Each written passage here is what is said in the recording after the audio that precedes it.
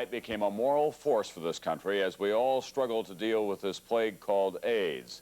And in his death, he is a symbol of how this terrible disease has brought so many Americans together in so many ways.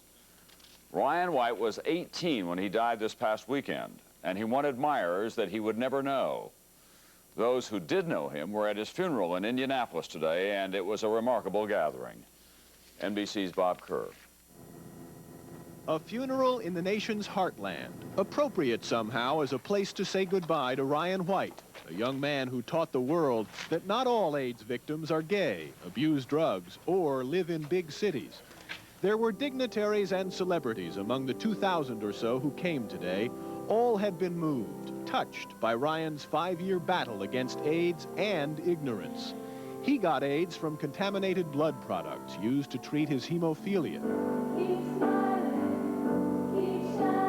Students from the high school that welcomed him after another one, in fear, had turned him away, sang what's become the anthem to AIDS victims.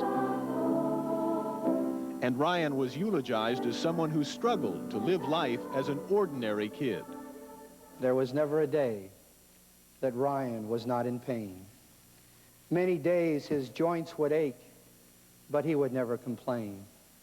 It was Ryan who first humanitized the disease called AIDS.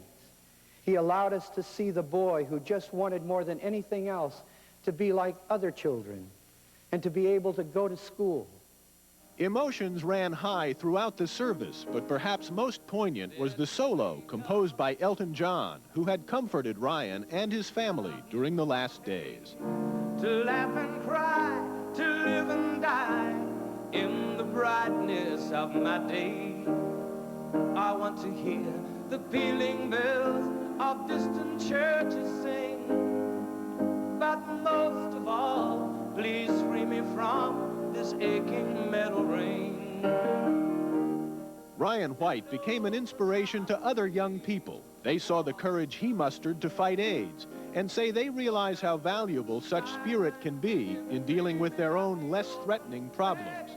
With grace and eloquence way beyond his 18 years, Ryan White represented all who suffer from AIDS. And the good that he did will not be buried with him. Bob Kerr, NBC News, Indianapolis. White was one of more than 2,500 Americans under the age of 20 infected with AIDS. He contracted AIDS during a transfusion. That danger now has all but been eliminated, but as many as 2,000 infants are born in the United States with AIDS annually to mothers carrying the virus. When Ronald Reagan was president, he was often criticized by AIDS activists for not pushing harder for a cure. Today, the former president paid tribute to White in a column in the Washington Post. Reagan praised White's dignity and courage, and for Ryan White, he said, the nation should make sure that ignorance and fear of AIDS will be eliminated. And in New Jersey today, a prison inmate infected with AIDS was convicted of attempting murder for biting a sheriff's officer while yelling, "Die, you pig." His sentencing was set for mid-May.